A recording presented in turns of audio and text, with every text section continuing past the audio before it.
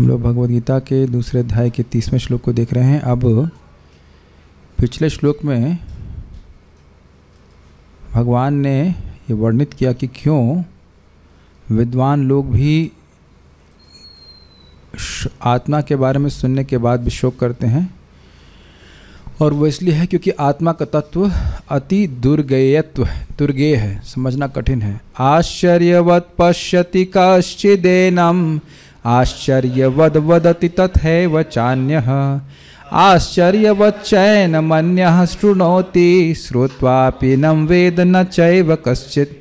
लोग शास्त्र और गुरु के द्वारा आश्चर्यजनक रूप से आत्मा को सुनते हैं, देखते हैं। कुछ अन्य लोग इसके बारे में बोलते हैं, कुछ अन्य लोग बड़े आश्चर्यजनक रूप से इसको सुनते हैं, और सुनने के बाद भी बहुत से लोग इसको समझ नहीं पाते। अब इसी बात को देह के संबंध में शोक नहीं करना चाहिए। ये देह के बारे में देह के संबंध में शोक नहीं करना चाहिए। आत्मा के नित्यत्व को समझा करके विषय का उपसंहार कर रहे हैं, कंक्लूड कर रहे हैं सारी बात। तो मेरे पीछे बोलिए। देहि नित्यम अवध्योयम देहे सर्वस्य भारत। देहि नित्यम अवध्योयम देहे सर्वस्य भारत। तस्मात् सर्वाणि भूतानि न त्वं शोचितुमर्हसि। तस्मात् सर्वाणि भूतानि न त्वं शोचितुमर्हसि। देहि नित्यम अवध्योयम देहे सर्वस्य भारत। देहि नित्यम अवध्योयम देहे सर्वस्य भारत। तस्मात् सर्वाणि भूतानि न त्वं शोचितुमर्हसि। तस्मात् सर्वाणि भूतानि न त्वं शोचितुमर्हसि। देहि नित्यम अवध्योयम देहे सर्वस्य भारत। देहि नित्यम अवध्योयम देहे सर्वस्य भारत। तस्मात् सर्वाणि भूतानि न त्वं शोचितुमर्हसि। तस्मात् सर्वाणि भूतानि न त्वं शोचितुमर्हसि। देहि नित्यम अवध्योयम देहे सर्वस्य भारत। देहि नित्यम अवध्योयम देहे सर्वस्य भारत। तस्मात् सर्वाणि भूतानि न त्वं शोचितुमर्हसि। तस्मात् सर्वाणि भूतानि न त्वं शोचितुमर्हसि। देहि नित्यम अवध्योयम देहे सर्वस्य भारत। देहि नित्यम अवध्योयम देहे सर्वस्य भारत। तस्मात् सर्वाणि भूतानि न त्वं शोचितुमर्हसि। तस्मात् सर्वाणि भूतानि न त्वं शोचितुमर्हसि। ओके। हे भारतवंशी, शरीर में रहने वाले देही का कभी भी वध नहीं किया जा सकता, अतः तुम्हें किसी भी जीव के लिए शोक करने की आवश्यकता नहीं है। अन्वय। भारत। हे भारत यानी कि भरतवंशी अर्जुन, अयम देही, यह आत्मा जो देह को धारण किया है, सर्वस्य देह, सभी के शरीर में, नित्यम अर्थात सदा ही, और अवध्य यानी अवध्य है। तस्मात् त्वं सर्वाणि भूतानि, अतः तुम सभी जीवों के लिए शोचितुम न अर्हसि, शोक करने के योग्य नहीं हो। स्पष्ट है। देही नित्यम अवध्यो अयम। अयम देही, ये जो देही है, यह जो इस सर्वस्य देहे, सभी देहों में जो देही है वह नित्य है और अवध्य है, नित्य है, शाश्वत है, और उसका नाश नहीं किया जा सकता है। तो तस्मात् सर्वाणि भूतानि, इसीलिए सभी जीवों के लिए न त्वं शोचितुमर्हसि, क्योंकि तुम विद्वान हो, इसलिए तुम्हारा शोक करना उचित नहीं है। अन्य लोग शोक करें अलग बात है, लेकिन तुम इसके शोक के योग्य नहीं हो। ठीक है, इजी है एटलीस्ट समझने में। श्रीधरी उस दुर्बोध आत्म तत्व को संक्षेप में कहकर अब उसके अशोचयत्व को कहते हुए इस श्लोक से उपसंहार कर रहे हैं। समझ में आया? पिछले श्लोक में बताया कि आत्मा का तत्व समझना बड़ा कठिन है, क्योंकि आत्मा के गुणों की साम्यता वाला कोई वस्तु जगत में है नहीं। सभी तत्वों से, सभी वस्तुओं से आत्मा भी जाती है। आत्मा को काटा नहीं जा सकता। इस जगत में हर वस्तु को काटा जा सकता है। कटती हुई दिखती हैं वस्तुएं, या गीली होती हुई दिखती हैं, सूखती हुई दिखते हैं। आम के अचार को सुखाते हैं, खूब दिखता है कि नहीं? सूखा हुआ ना, पानी नहीं रहना चाहिए उसमें, सड़ जाएगा। सड़ते हुए दिखती हैं, पनपते हुए दिखती हैं, बहुत सारी चीज़ें ट्रांसफॉर्म्ड होते हुए दिखती हैं। अनट्रांसफॉर्म्ड चीज़ कोई नहीं दिखती है ना? तो इस प्रकार से अपरिवर्तनशील आत्मा सभी वस्तुओं से विजाती है। तो ये पिछले श्लोक में कहा गया, और अब कह रहे हैं कि इसके लिए शोक मत करो।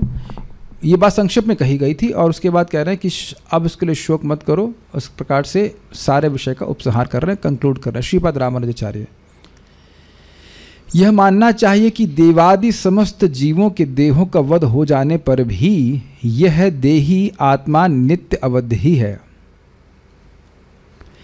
तो कभी कभी लोग सोचते हैं कि देवताओं का शरीर का वध नहीं हो सकता है, लेकिन ऐसा नहीं है। आप अमृत मंथन सुनेंगे तो देवता और असुर दोनों ही पर्वत कौन सा था वो, मंदराचल को उठाए और इतना भारी था कि उन्हीं के नीचे दब गए और मर गए वो। तो उनका देह नष्ट हो गया, लेकिन भगवान आए, भगवान ने पर्वत को ऊपर उठाया और अपनी दृष्टि से फिर सबको जीवित कर दिया। तो फिर कहने का अर्थ ये है कि आत्मा नष्ट नहीं हुई थी, केवल उनके शरीर नष्ट हो गए थे। तो देवताओं का शरीर भी नष्ट हो सकता है और देवता आदि मतलब चींटी से लेकर देवता सभी का शरीर नाशवान है, लेकिन आत्मा उसमें नाशवान नहीं। इसलिए देवों से लेकर स्थावर पर्यंत का मतलब हुआ पेड़ आदि, सब प्राणी विषम आकार वाले होने पर भी उपर्युक्त स्वभाव के अनुसार खरूपता नहीं होती, स्वरूपतः समान और नित्य हैं। किस अर्थ में सब लोग समान और नित्य हैं कि भाई चींटी लीजिए या आप इंद्र को लीजिए या सूर्य को लीजिए या इंसान को लीजिए, वो सभी के शरीर तो नाशवान हैं, लेकिन आत्मा जो उसमें विद्यमान है वह आत्मा नाश नहीं होती। देखिए, ये जब आत्मा इतनी अविनाशी है तो दिख क्यों नहीं रही, हम अनुभव क्यों नहीं कर पा रहे हैं। आज भी मेरी मॉर्निंग वॉक का ये गिफ्ट कृष्ण दे रहे थे कि देखिए हम ऐसे कार्य कर रहे हैं जो हमारे ज्ञान के विपरीत ज्ञान उत्पन्न करने वाला हो। मेरी बात समझ रहे हैं? वास्तविक ज्ञान है कि जीव भगवान का ही है, न वो किसी का बेटा है, न वो किसी का भाई है, किसी का आत्मा कुछ भी नहीं है। लेकिन ऐसे ज्ञान को उत्पन्न करने वाले कार्य हम नहीं कर रहे। आप देख रहे हैं, इसके विपरीत ज्ञान होने वाले कार्य को आदमी कर रहा है। ऐसे ही कार्य को कर रहे जिससे हमारी उपाधि बढ़ जाए। Do you agree? ना आत्मा बीटेक है, ना बीएससी है, ना एमबीबीएस है, ना कुछ भी है, लेकिन इन कार्यों को प्राप्त या उन उपाधियों को प्राप्त करने के लिए प्रयास हम देख रहे हैं ना, कर रहे हैं लोग, खूब जम के कर रहे हैं। और इससे आत्म साक्षात्कार होगा नहीं। Make sense to you? आत्म साक्षात्कार में होना चाहिए ना, कि समझ में आना चाहिए कि मैं केवल कृष्ण का ही हूँ और किसी का नहीं हूँ। और इसके विपरीत कार्य कर रहे हैं हम लोग। विपरीत कार्य कर रहे हैं तो क्या भावना आ रही? विपरीत भावना कि मैं कृष्ण का तो हूँ ही नहीं। कृष्ण से क्या हमारा मतलब है? मैं इस परिवार का हूँ या इस देश का हूँ इत्यादि इत्यादि। जबकि आत्मा किसी भी परिस्थिति में किसी भी वस्तु का नहीं है। ये एक्सेप्टेबल बात है? समझ में आ रहा है सबको? जैसे मैं एक उदाहरण के लिए बोल रहा, मैं नहीं कह रहा हूँ कि कोई शादी करे या ना करे, लेकिन देखिए शादी से पहले तो कोई भावना नहीं होती कि मैं उस लड़की का हूँ या लड़के का हूँ, नहीं होती ना। लेकिन जैसे शादी हो जाती है व्यक्ति मानने लगता है कि नहीं। और आप जानते हैं शास्त्र की बात हम अपने मन से नहीं बोल रहे हैं। पुंसा स्त्रिय मैथुनी भावमितम तयोर मितो हृदय ग्रंथ माहु अतो क्षेत्र सुताप्त वित्तर जनस मोहोयम अहम ममेति। स्त्री और पुरुषों में आकर्षण भौतिक जगत में देखा ही जाता है, और उसके बाद व्यक्ति शादी करता है, उसके बाद वो संग करता है, उसके बाद बच्चे पैदा होते हैं और ये भावना बढ़ती जाती है कि ये बच्चे मेरे हैं। आती है, इज इट नॉट? सब नहीं कह सकते नहीं आती। उसके बाद ये सारा क्षेत्र मेरा है, जबकि हम किसी के भी नहीं हैं। तो आप देख रहे हैं कि ठीक है वो लोग कर ही रहे हैं, उसमें कोई दिक्कत नहीं है, करते रहें। लेकिन ये सारे कार्य जिस भी इंद्र तृप्ति में हम प्रवृत्त होंगे वह ये भावना नष्ट करने वाली है कि मैं भगवान का ही हूँ। इसीलिए विवाह भी एक यज्ञ है। आज मैं परोपा जी महाराज का प्रवचन सुन रहा था इस पर कि मान लो कोई विवाह भी कर रहा है तो एक यज्ञ के रूप में करे कि इससे कृष्ण भावना भावित संतान होंगी और वह भी भगवान की भक्ति करेंगे। और आप देखिए कि भक्त लोग भी अपने बच्चों को भक्ति करने पे जोर नहीं देते हैं, कहते पढ़ाई बहुत कर लें, उसके बाद कहीं समय बचे तो भगवान की भक्ति करें। तो ये तो उद्देश्य शास्त्र नहीं कह रहा है। बात कुछ अजीब सी लगती है कि आजकल इस प्रकार की सबकी सभ्यता ऐसी बन गई कि माला हुआ है कि नहीं उससे मतलब नहीं, कि नंबर कितने आए हैं फिजिक्स में इसका बहुत महत्व है। और जबकि फिजिक्स में कितने नंबर आए कोई महत्व नहीं है। ये भी आप कहने में संदेह करेंगे कि उससे पेट भी पलता है, कि बहुत से लोग जो बहुत नंबर प्राप्त करके घूम रहे हैं उनको नौकरी भी नहीं मिल रही है। ये प्रभुपाद जी के शब्द है वो, थे परम पूज्य लोकनाथ महाराज क्लास दे रहे थे 10th कैंटो पे ही कि डिग्रियां बढ़ रही हैं और लोग अनएम्प्लॉयड लोग बढ़ रहे हैं, बस और कुछ नहीं हो रहा है। ये भी देखा जा रहा है कि रोटी भी नहीं मिल रही उससे, बहुत जगह ऐसा देखा जा रहा है।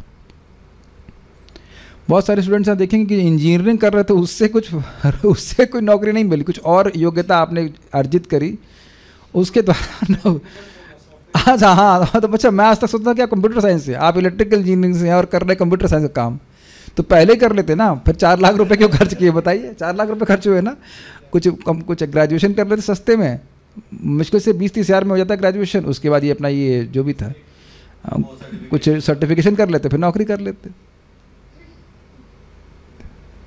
भाई पेट भी तो नहीं पल रहा है, बहुत इंपॉर्टेंट है। तो आप जानते हैं कि जो भी व्यक्ति नाम जप करता है, गीता पढ़ता है, भागवत पढ़ रहा है, प्रसाद खा रहा है, धीरे धीरे करके उसकी चेतना वास्तविक रूप से जागृत हो रही है कि हम लोग भगवान के हैं। अब इस बात को थोड़ा समझ लेना चाहिए कि क्या हम बात कहाँ से आई थी कि हाँ, तो ये बार बार ये भावना क्यों आती है कि मैं नष्ट हो रहा हूँ, क्योंकि हम अपने स्वरूप से को तिरोहित कर देने वाले कार्यों में लगे रहते हैं। स्वरूप नष्ट नहीं होता है, लेकिन भुलावा हो जाता है, इस कारण से परेशानी होती है। विषमता और अनित्यता तो केवल शरीरों में ही है। इस पे बहुत सुंदर, हाँ सुंदर रिफ्लेक्शन एक और आया था, क्या था? देह पत्य कलत्रादिषु आत्मसैनेषु असत्सु अपि, कि भाई ये देह भी और पत्नी बच्चे ये खुद की बनाई हुई सेना है, और उस सेना का गुण क्या है? असत है। इस पे मैंने अप्लाई किया भगवद गीता का श्लोक, ना सतो विद्यते भावो न भावो विद्यते सतः उभयोरपि दृष्टोस्तन्योस्तत्वदर्शिभिः। असत वस्तु का अपरिवर्तनशील स्वभाव कभी नहीं होता है। काफी इंटरेस्टिंग है। पिछले जन्म की मेरी सुंदर पत्नी कहाँ है? और वो प्यारे प्यारे पिल्ले, प्यारे प्यारे बच्चे, वो कहाँ है? वो भी गायब। उनको ब्रह्मा जी लग रहा पानी में फेंक दिए। बड़ा दुख हुआ मुझको कि नहीं, लेकिन नहीं माना मैं। इसी दुख में मैंने शरीर छोड़ दिया, फिर आ गया आप। लेकिन इस सोचने ये स्वीकार कर पा रहे हैं आप लोग कि इस जगत के जितने भी रिश्तेदार हैं वो परिवर्तनशील हैं, आज हैं, और कब विमुख हो जाएंगे भी आप नहीं कह सकते। दूर चले जाएं, मर जाएं या विमुख हो जाएं, आप कुछ नहीं कह सकते। क्यों? क्योंकि ना सतो विद्यते भाव न भावो विद्यते सतः। लेकिन जो सतः, जो शाश्वत संबंध भगवान से, वो तो नित्य वर्तमान है। तो ये अनित्यता देखनी चाहिए। अनित्यता हमारे शरीरों में भी है और शरीर के संबंधों में भी है। अतः केवल भीष्म आदि श्रेष्ठ पुरुषों के उद्देश्य से ही नहीं, देवादि सभी प्राणियों के उद्देश्य से भी तुझे शोक नहीं करना चाहिए। ऐसा नहीं है, कहने का आशय श्रीपाद रामानुजाचार्य जी का यह है कि ऐसा नहीं है कि मतलब भगवान कह रहे हैं कि ऐसा नहीं है कि भाई केवल यही लोग नहीं मारे जाएंगे। सभी प्राणियों का ऐसा स्वभाव ही है कि वो नहीं मारे जाते हैं, कोई नहीं मरता है। तुम शोक क्यों कर रहे हो? Is that okay? सारार्थ प्रश्न। यदि कहो कि मैं क्या करूं और क्या नहीं करूं, तो आप इसे निश्चित करके बताएं, तो इसका उत्तर है तुम शोक का परित्याग कर युद्ध करो। बारंबार जब बोला जा रहा है कि शोक मत कीजिए, इसका मतलब क्या है? अपने स्वधर्म का आचरण करें। कई बार मैंने बोला है तो लोग ना सोचते हैं कि हम किसी विशेष आश्रम के अगेंस्ट हैं। ऐसा नहीं बात की जा रही। भगवान ने वर्णाश्रम की व्यवस्था बताई है, तो ठीक है, व्यक्ति गृहस्थी में भी जा सकता है, लेकिन उसके बाद उसका जो उद्देश्य है कि मैं क्रमशः शुद्ध होता जाऊं, यह नहीं भूला जाना चाहिए। और आप भी प्रैक्टिकल देखते हैं कि कई बार आप जब गृहस्थों को बोलो भजन करने के लिए, तो क्या बोलते हैं? अरे गृहस्थी में लेके भजन करेंगे? अभी तो हम गृहस्थी में हैं, अभी तो बच्चे हैं, पत्नी है, इत्यादि इत्यादि, हम कैसे भजन करेंगे? तो फिर ये चीज़ गड़बड़ है, ये ग्रहमेदी बात है। क्योंकि भगवान भी तो बोले हैं कि धर्म विरुद्ध भूतेषु कामस्मि भरतर्षभ। ये बात इंपॉर्टेंट है कि पूरा जीवन व्यक्ति का यज्ञमय होना चाहिए। ये इसकी ट्रेनिंग प्राप्त होनी चाहिए। वो किसी भी आश्रम में रहे, लेकिन उसका जो जीवन यज्ञमय जीवन होना चाहिए, क्योंकि यज्ञमय जीवन इज मूविंग टुवर्ड्स लिबरेशन। व्यक्ति शुद्ध होता जा रहा है। लेकिन कठिनाई यह है कि जनरली लोग इस प्रकार से प्रवेश करके फिर कहते हैं हमको भक्ति करने का टाइम नहीं है। तो फिर वो कठिनाई आ जाती है। That is not good. तो इसीलिए कह रहे हैं यहाँ पर भी एक गृहस्थ को ही उपदेश दिया जा रहा है भगवद गीता का, और बोला जा रहा है कि आप शोक मत कीजिए, अपना जो कर्तव्य है वह कीजिए। ठीक है, इसके लिए ही ये देही इत्यादि 2 श्लोक कहे जा रहे हैं। देही मतलब इसके अगला वाला श्लोक इसी प्रकार से होगा। तो भगवान क्या कह रहे हैं कि देह का नाश हो नहीं, सॉरी, देह का नाश है और देही का नाश कभी भी नहीं, किसी भी देही का नाश नहीं है। शोक मत करो, तुम युद्ध करो। ये था भूषण टीका। दुर्गे आत्मा के विषय में संक्षिप्त रूप से शिक्षा देकर भगवान विषय का उपसंहार करते हुए कहते हैं कि अर्जुन को आत्मा के लिए शोक नहीं करना चाहिए। जीव जो देही है, देही मतलब देह वाला, वह नश्वर शरीरों में स्थित होकर भी शाश्वत होता है। ये इंटरेस्टिंग पॉइंट है। शरीर लगातार नष्ट हो रहा है लेकिन आत्मा का नाश कभी भी नहीं हो रहा है और किसी भी समय इसका वध नहीं हो सकता। तो इस कारण से जिस भी जीव को शरीर प्राप्त हुआ है उनके लिए तुमको शोक नहीं करना चाहिए। दिख रहे हैं ना सारे आपको, भीष्म आदि सबको शरीर प्राप्त है, हाँ दिख रहे हैं, इनमें से किसी के लिए भी शोक नहीं करना चाहिए। जैसे भीष्म इत्यादि सभी, बहुत स्पष्ट है, बहुत ईजी श्लोक है। तुमको आत्मा के लिए शोक नहीं करना चाहिए क्योंकि वह शाश्वत है, और शरीर के लिए भी शोक नहीं करना चाहिए क्योंकि स्वभाव से ही वह नाशवान है। वही बात रिपीट की जा रही, तात्पर्य प्रभुपाद जी का। अब भगवान अविकारी आत्मा विषय का अपना उपदेश समाप्त कर रहे हैं। अमर आत्मा का अनेक प्रकार से वर्णन करते हुए भगवान कृष्ण ने आत्मा को अमर तथा शरीर को नाशवान सिद्ध किया है। अतः क्षत्रिय होने के नाते अर्जुन को इस भय से कि युद्ध में उसके पितामह भीष्म तथा गुरु द्रोण मर जाएंगे, अपने कर्तव्य से विमुख नहीं होना चाहिए। कहने का क्या अर्थ है? क्षत्रिय होने के नाते आपका कर्तव्य ही है युद्ध करना। युद्ध करने समय शरीरों के नाश होना अवश्यम भावी है। इस संबंध में आप शोक मत कीजिए। Fine, got it. क्षत्रिय हो तो क्षत्रिय होंगे, क्षत्रिय को युद्ध करना ही होता है और उसके लिए अच्छा होता है, और उसमें कुछ लोग मारे जाएंगे ही, लेकिन क्योंकि कोई नहीं मारा जाएगा इसलिए तुम शोक मत करो। ठीक है।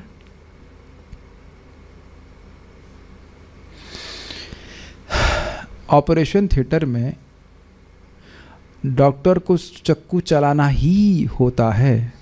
अब वो शोक करने लग जाए कि अरे भाई चक्कू चलाएंगे, इसको दर्द होगा, इसका खून निकलेगा, तो क्या ये उचित है? ये बात बिल्कुल गलत है, क्योंकि आप रोज ही चक्कू चलाते हो और उससे बहुत से लोगों की बीमारी ठीक हो रही है। कोई नई बात थोड़ी ना है। कठिनाई तब होगी जब उसे अपने बच्चे के ऑपरेशन करना पड़े कभी। तो इससे पहले बहुतों का ऑपरेशन कर लेगा, स्पेशली हार्ट का ऑपरेशन मान लो किसी करना हो और उसका बच्चे को प्रॉब्लम हो जाए, तो उस डॉक्टर के लिए हम समझ रहे हैं कि बहुत कठिन होगा। यद्यपि कार्य वही करना है, लेकिन अभी आसक्ति है बच्चे में, तो इसलिए डर लगेगा, अधिक घबराएगा वो। क्या आप ऐसा मानते हैं? मे भी कोई सर्जन बोलेगा, मैं हमारे ग्रुप में भी एक सर्जन हैं, तो उनको पूछूंगा मैं कि if it is your daughter और सन, तब भी क्या आप चला पाएंगे? मुझे नहीं पता, बट मुझे लगता है कि शायद नहीं कर, मुश्किल होगा एक्चुअली, जबकि रोज़ वही काम कर रहे हैं। अब पूछना पड़ेगा कि ऐसे तो भगवान ना करे कभी हो, लेकिन कठिन तो होगा ही। ओके। कृष्ण को प्रमाण मानकर भौतिक देह से भिन्न आत्मा का पृथक अस्तित्व स्वीकार करना होगा। यह नहीं कि आत्मा जैसी कोई वस्तु नहीं है, या कि जीवन के लक्षण रसायनों की अंतःक्रिया के फलस्वरूप एक विशेष अवस्था में प्रकट होते हैं। तो ये समझ में आ गया। आत्मा को हम कैसे माने? भगवान बता रहे हैं, समझना चाहिए। यद्यपि आत्मा अमर है, किंतु इससे हिंसा को प्रोत्साहित नहीं किया जाता। फिर भी युद्ध के समय हिंसा का निषेध नहीं किया जाता, क्योंकि तब इसकी आवश्यकता रहती है। बहुत स्पष्ट है, मुझे कुछ समझाना नहीं है। ऐसी आवश्यकता को भगवान की आज्ञा के आधार पर उचित ठहराया जा सकता है, स्वेच्छा से नहीं। ये भी बात लास्ट पॉइंट समझ लीजिए कि भाई आपका मर्डर करना बहुत ज़रूरी है। क्यों मर्डर जरूरी है? क्योंकि धर्म की स्थापना के लिए आपको मारना बहुत ज़रूरी है। तो भाई कहाँ से, क्यों? अरे नहीं, बस आपको मारना है ना। क्यों भाई? भगवान हर किसी को ये आदेश नहीं दे रहे कि वो तलवार लेकर के लोगों का गर्दन काटता बैठे। जब तक भगवान के द्वारा आज्ञा नहीं प्राप्त है, हम इस प्रकार से वध नहीं कर सकते। Will stop here. Before that, we'll ask a question from yesterday's Bhagavatam class. Wow. So, before that, we'll say Bhagavad Gita ki jai, Srila Prabhupada ki jai. Shripad Ramanujacharya, देही आत्मा नित्य अवध्य ही है, समझाइए। ये तो इजी है, कैन बी अंडरस्टूड। नहीं समझ में आया क्या? मैंने व्याख्या कुछ कम करी क्या? मैं तो सब लोग समझ में आ रहा है सबको। ठीक है, हम उसका उत्तर दे रहे हैं।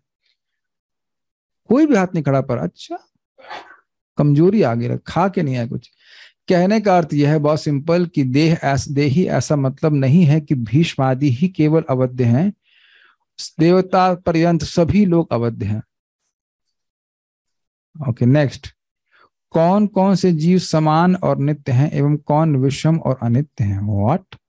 जीव विषम और अनित्य हैं? ये प्रश्न तो ठीक नहीं बना। सभी जीव समान है, इसमें क्या तो है? पता नहीं क्या प्रश्न है। अर्जुन को किन दोनों ही उद्देश्य शोक नहीं करना चाहिए? ओके, बताइए। तो इजी क्वेश्चन है। अच्छा, सारे सारे नंबर मैं ही ले रहा हूँ। आज के ज्यादा खाना खा के आ गए क्या? हमारी आत्माएं कुछ बढ़ गई है, आप लोगों का बुद्धि कुछ डिस्टर्ब हो रही है। राधा सोनावती, बताइए अर्जुन को किन दोनों ही उद्देश्य शोक नहीं करना चाहिए? प्रभु जी, अभी तो दाल चावल खाया है, अभी तो आलस आ रहा है। इतना समय क्यों लग रहा है बोलने में? आत्मा नित्य है और देह हमेशा अनित्य है, इसलिए शोक नहीं करना चाहिए। आज हमारी आत्मा को क्या हो गया है? मैं लग रहा ज्यादा खा के आई है, तो कुछ नहीं खा के आई है। श्लोक का लिंक समझाइए। ओके, अमल कृष्ण प्रभु बोलिए। सारार्थवर्षिणी के अनुसार। सारार्थवर्षिणी के अनुसार अगर अर्जुन कहे कि आप भगवान, आपने जितने भी श्लोक मतलब भगवान ने इससे पहले जितने भी आत्मा के गुणों का वर्णन किया गया है, तो फिर अगर अर्जुन कहे कि अब निष्कर्ष में मतलब कंक्लूजन में क्या करूं और क्या ना करूं, तो इसके उत्तर में भगवान यहाँ पर बता रहे हैं कि तुम शोक मत करो और युद्ध करो। वाह, सिंपल, गुड। गीता भूषण टीका। भगवान किस विषय का उपसंहार करते हुए श्लोक कह रहे हैं? रेवती माता जी, आपका स्वरूप नहीं दिख रहा है, ब्लैक दिख रहा है। अभी नाउ यू आर विजिबल, बोलिए। प्रभु जी, आत्मा के विषय में जो शोक कर रहे हैं अर्जुन, उस शोक का उपसंहार करते हुए भगवान कहते हैं कि जीवों के शरीरों में आत्मा स्थित होते हुए भी, वध्य शरीर में स्थित होते हुए भी आत्मा का वध कभी नहीं किया जा सकता। ठीक है, थोड़ा सही नहीं बोला। आत्मा के दुर्गेयत्व और नित्यत्व आदि का वर्णन करने के विषय ये था, उसका उपसंहार करते हुए श्लोक है। ठीक है। स्वरूपतः जीव कैसा है एवं जीव को प्राप्त शरीर के लिए शोक क्यों नहीं करना चाहिए? वर्षा माता जी का आंसर। हरे कृष्ण प्रभु जी, स्वरूपतः जीव शाश्वत है और उसका जो देह है, शरीर है, वो स्वभाव से नाशवान है। इन दोनों बातों को समझकर शोक नहीं करना चाहिए। आत्मा एवं शरीर दोनों ही के लिए शोक करना क्यों? तो वही बात हो गया। श्रील प्रभुपाद जी के तात्पर्य, भगवान ने अविकारी आत्मा विषयक अपना उपदेश समाप्त कर क्या सिद्ध किया? सिद्ध ये किया कि शोक मत करो। एवं इस आधार पर अर्जुन को क्यों अपने कर्तव्य से विमुख नहीं होना चाहिए? कृष्णलादनी माता जी, बताइए। आत्मा नित्य है, तो जो वो शोक कर रहे हैं कि भीष्म और द्रोण आदि मर जाएंगे, तो अगर नित्य है तो वो कैसे मर जाएंगे? इसलिए ये भी है। और एक और बात है, कर्तव्य से विमुख क्यों नहीं होना चाहिए? हाँ, यस, माइक पे बताइए, सही बोल रहे हैं आप। फाइनली जॉब लग गया ना, तो आप दिमाग चल रहा है, टेंशन नहीं है। बोलिए। हाँ, माइक ऑन कीजिए। अर्जुन स्वरूपतः क्षत्रिय है और उनको क्षत्रिय धर्म का पालन करना चाहिए। सिंपल। क्षत्रिय धर्म में जो है आइसक्रीम खिलानी ही होती है कि नहीं? क्षत्रिय का धर्म होता ही है नहीं? क्षत्रिय का धर्म है कि वह आहूत तो ना निवर्तित, आहूत के जाने पर झगड़ा करेगा ही, मार काट करेगा ही। तो मार काट करने से कोई मरने वाला तो है नहीं, और तुमको उससे पुण्य भी मिलेगा, तो क्या दिक्कत है? कर्तव्य से विमुख नहीं होना चाहिए। देखिए, एक बात ये भी है कि कर्तव्य दूसरे एंगल से आप देखेंगे, क्षत्रिय धर्म का पालन फलाभिसंधि से रहित होकर करेंगे तो उनको आत्मा का अनुभव प्राप्त होगा। ये बहुत इंपॉर्टेंट बात है, जो अभी तक ये पूरी थीम चल रही है इसकी। में कई बार इस बात को हम चर्चा कर चुके हैं। कृष्ण को प्रमाण मानकर हमें क्या स्वीकार एवं अस्वीकार करना होगा? इजी क्वेश्चन है। हिरण प्रभु बताइए। कृष्ण को प्रमाण मानकर हमें वो वध मतलब हिंसा करनी है कि नहीं करनी धर्म का? लगता है मैंने क्लास थोड़ा जल्दी कर दी। कृष्ण को प्रमाण मानकर हमें क्या स्वीकार एवं अस्वीकार करना होगा? कृष्ण लादनी। प्रभु जी, कृष्ण को प्रमाण मानकर ये स्वीकार करना होगा कि भौतिक भौतिक देह से भिन्न आत्मा का अलग अस्तित्व है, ये अस्तित्व स्वीकार है, ये सर आत्मा नित्य है और देह नष्ट होने वाला। किन किन परिस्थितियों में हिंसा को प्रोत्साहित तथा निषेध नहीं किया जाता एवं किस आधार पर? ओके, ये तो इजी है। रेवती माता जी वुड लाइक टू आंसर।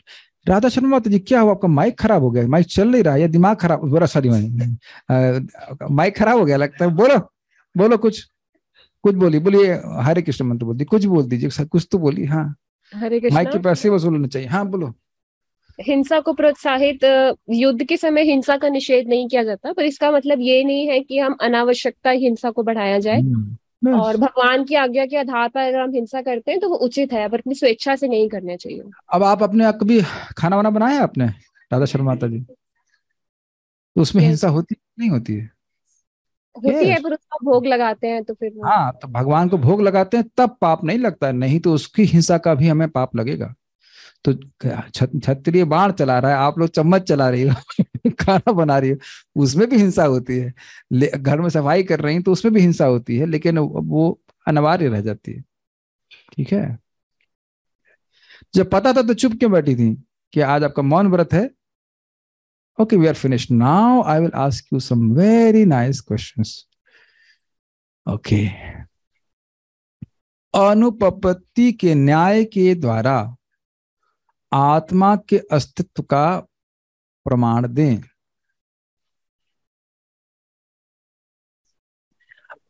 यहाँ कुछ नहीं है, ये कल की क्लास में है। अरे देखिए, यहाँ देखें, किसी के सब लोग डाउन हो गए बेचारे। वर्षा माता जी want to give chance. Revati कहाँ आप गायब हो गई भाई? अरे गायब क्यों हो रही हैं आप? Can't see you.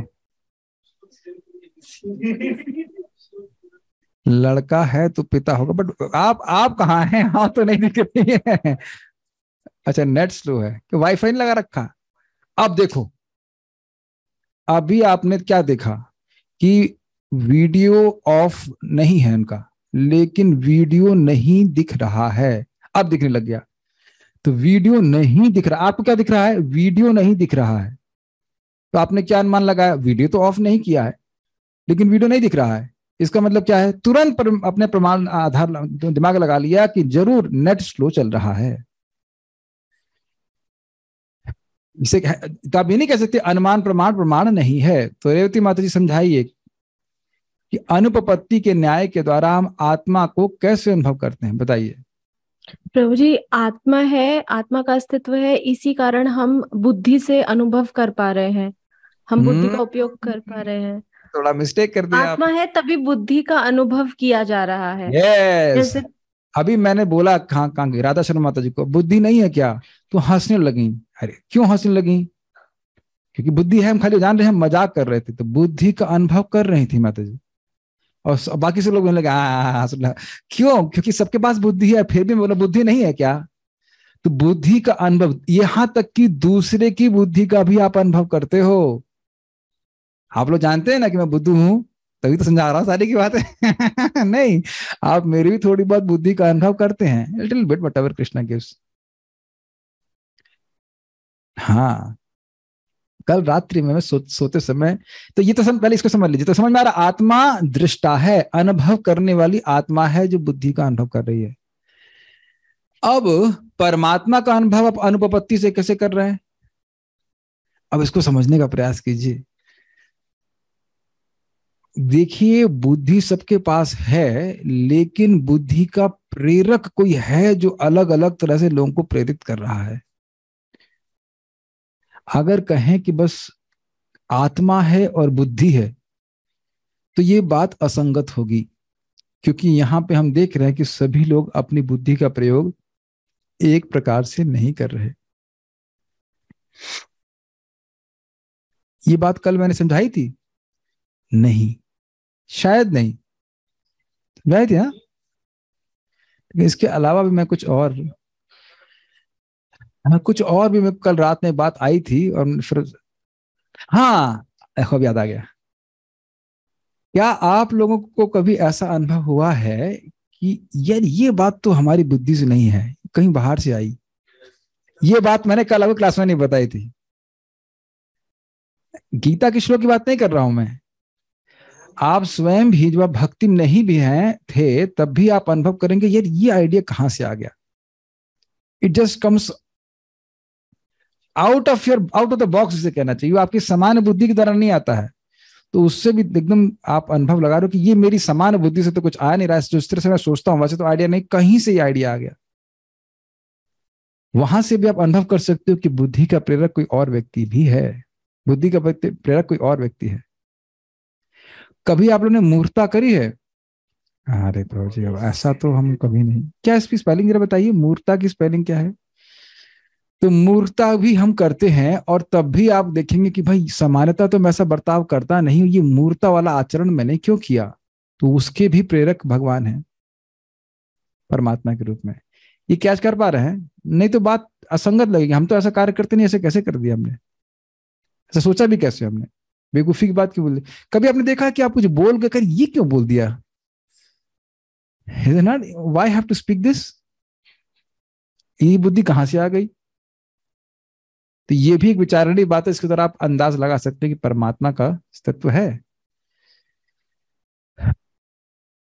एक भक्त पूछ रहे तो इसका मतलब है विचार भगवान के द्वारा नियंत्रित हैं। बहुत सारी चीजें उसमें हैं, अनुमान लगा सकते हैं, ये समझ आई थी, ठीक है, तो ये आप अनुपपत्ति के द्वारा।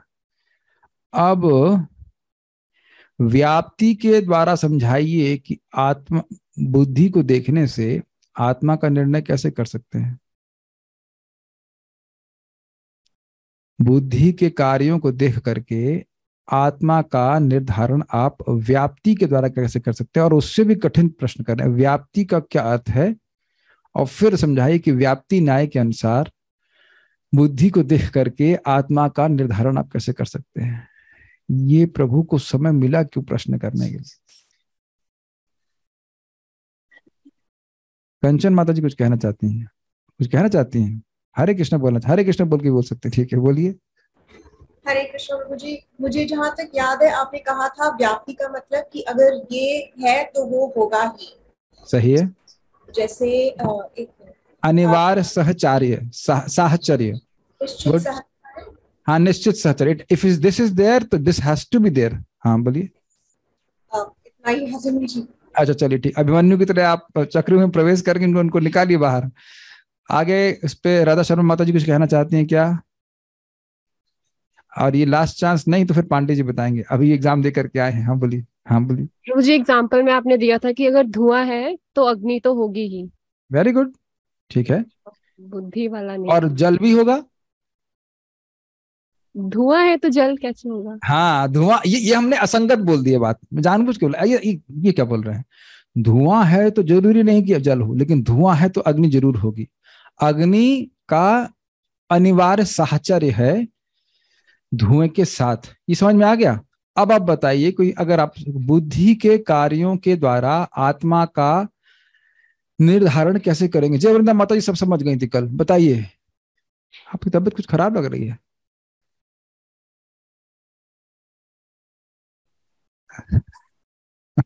प्रश्न नहीं समझ में आ रहा है आपको? अनिवार्य साहचर्य समझ में आ रहा है कि ये है तो ये जरूर होगा। भाई दाल मीठी है गुजरात की, तो उसमें क्या जरूर होगा? चीनी जरूर होगी। सीधी बात है। उसमें आप, अब वो उसमें खांड होगी या मिश्री होगी पता नहीं, लेकिन कुछ मीठी वस्तु जरूर होगी। तो मिठास देख करके आप मीठी वस्तु का अंदाजा जरूर लगा लेंगे, उसका साहचर्य है इसमें। तो अब बताइए कि बुद्धि को देख करके आत्मा की उपस्थिति को आप कैसे निर्धारित कर रहे हैं? नहीं समझ में आया था? Okay, you will not torture further. Revati माता दी वांट टू आंसर। ओह प्रिय सरस्वती माता जी, ये आज आ गई हैं। रुक जाओ, अभी बताता हूँ। जैसे ये आज आ गई हैं तो इसका मतलब जरूर छुट्टी होगी, शनिवार होगी, नहीं तो वीडियो ऑन नहीं हो सकता है। ऑफिस में है तो चलिए, ऑफिस में है तो ऑफिस से बोलिए। ओके, हरे कृष्णा प्रभु जी, इसमें ये आपने बताया था कि बुद्धि तो जड़ है, तो बुद्धि के द्वारा हम जो मतलब क्रियाएं कर रहे हैं उसके पीछे कोई चेतन चीज होगी, तो वह आत्मा ही है जो प्रेरित कर रही है बुद्धि के द्वारा क्रियाएं करने के लिए। ठीक है, प्रेरित नहीं, अभी मैंने आपको म्यूट किया, कैसे म्यूट किया? माउस के माध्यम से। तो माउस अब मैं रेवती माता जी, मैं आपको अनम्यूट कर रहा हूं। अनम्यूट करिए अपने आप को। नहीं कर पा रही ना? क्यों? क्योंकि माउस को मैं छू नहीं रहा। समझ गए मेरी बात? माउस जड़ है। अब मैं आपको कहूंगा अनम्यूट, और अब आप बटन दबाएंगी। बटन दबाए, अब आप कुछ बोल पाइए, बोलिए एक बार। हरे कृष्णा। हाँ, तो अब ये देख रहे हैं कि इनका जो माइक है, माउस है, ये सब जड़ है, और मेरा भी माइक और माउस सब जड़ है, लेकिन आप कार्य करते हुए देख रहे हैं। Got it? तो उसी प्रकार से बुद्धि भी जड़ है। बुद्धि के कार्यों को देख करके समझना ही होगा। उसके संग आपको एक चेतन दृष्टा का साहचर्य अनिवार्य है, नहीं तो ये बुद्धि कार्य नहीं कर सकती है। Is it okay? तो बुद्धि के कार्य अगर हैं तो उससे आत्मा का, दृष्टा का अनुमान लगाया जाना चाहिए। ठीक है, फर्स्ट लेवल। अब सेकंड लेवल है कि आत्मा के कार्यों को, बुद्धि के कार्यों को देख करके परमात्मा का अनुभव कैसे होगा? बताए तो था, वही समझ लीजिए अपने आप। यही उत्तर देने का तरीका। ऐसे तो आप पास हुए कि नहीं? वही तो आपने बताया था सर क्लास में। अनुष्का माता जी उत्साहित है उत्तर देने के लिए। दीजिए माइक, उनको दीजिए माइक, पकड़ाइए। ओके, ये आज समझ लेंगे तो शाम की क्लास समझने में आसानी रहेगी। हाँ, क्योंकि हमने अपने पास्ट लाइफ्स में जो जो किया है वो आत्मा साक्षी नहीं है, लेकिन परमात्मा साक्षी है। आधी बात। रेवती माता जी, यस प्लीज। प्रभु जी, कर्म जड़ है पर परमात्मा साक्षी है, तो कर्म के आधार पर वे हमें पुरस्कार देते हैं। हाँ, लेकिन ये बुद्धि के कार्यों के द्वारा कैसे समझ रही हैं आप? वर्षा माता जी, आप लोग एक्सप्लेन नहीं कर पा रहे, समझ सब रहे हैं। मैं समझ रहा हूँ, बस समझ रहे हैं। बोलिए। प्रभु जी, बुद्धि जड़ है और कर्म भी जड़ है, और जो आत्मा यानी जीव स्वरूप में वो तो एक जैसा है, लेकिन हम जगत में देखते हैं कि सभी के कर्म अलग अलग तरह के हैं।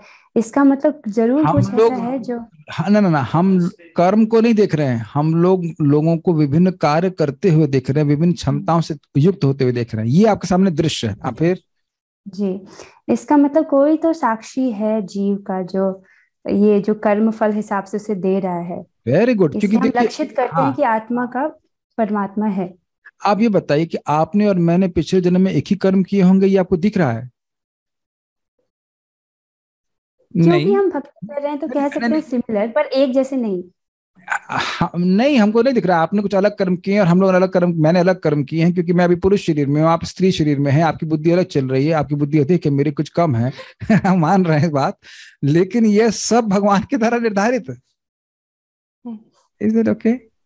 यहां देखा जा रहा है कि इंसानों में भी भेद है। सबको बराबर से कार्य करने को सब लोग स्वतंत्र करता नहीं है। जैसे बढ़ई को आज्ञा दी जाती है तो उसके अनुसार करता है कार्य, और उतने ही वो समान बनाता है जितना की आज्ञा दी जा रही। तो इसी प्रकार से जीव स्वतंत्र करता नहीं है, इसलिए जीव किसी के अंतर्गत कार्य कर रहे हैं, वो है परमात्मा। इस तरह परमात्मा का अनुमान लगा सकते हैं।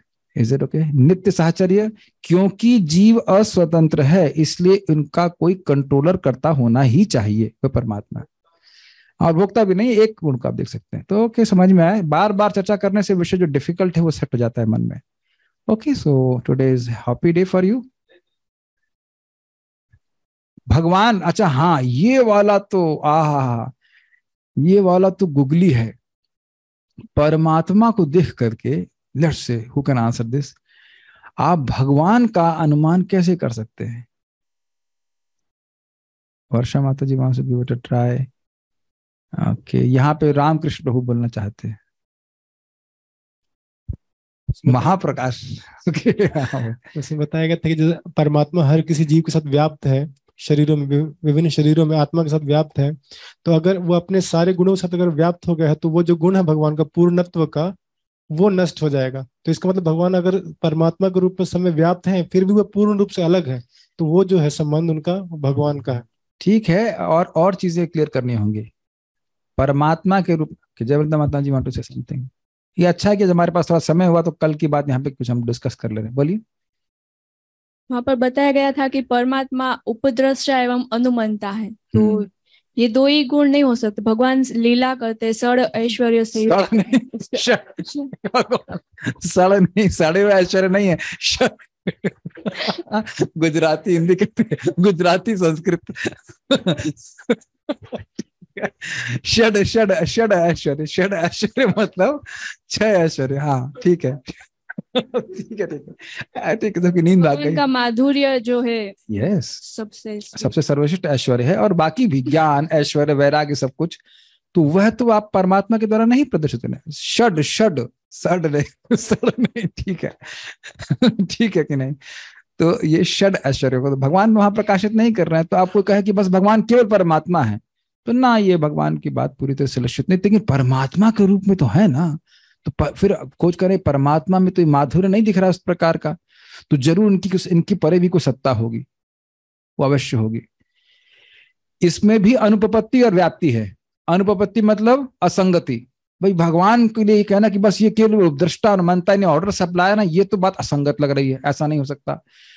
और दूसरा कि परमात्मा है, तो परमात्मा सारे गुण से प्रकाशित नहीं कर रहे हैं, मतलब इनकी सत्ता के परे भी कोई सत्ता है, और वो सत्ता है भगवान। जो भगवान के बारे में सुनते हैं, तो इस प्रकार से भगवान का भी अनुमान लगाया जा सकता है। ओके, सो कुछ रह गया क्या? प्राण रह गया है, कर्ता कर्ता कौन? ओके, रेवती माता जी अभी देख रहे हैं कि समझ में आ रहा है, तो बोलने का उत्साह हो रहा है। So she is very eager to give the answer. जब नहीं समझ में आता तब लगता है कि क्या बोल रहे हैं, लेकिन जब समझ में आता है then we become eager to speak. Okay, so will stop here and will have पारायण नाउ, है ना? कुछ रहता कि नहीं? ठीक है। श्रीमद् भगवद गीता की जय, श्रील प्रभुपाद की जय।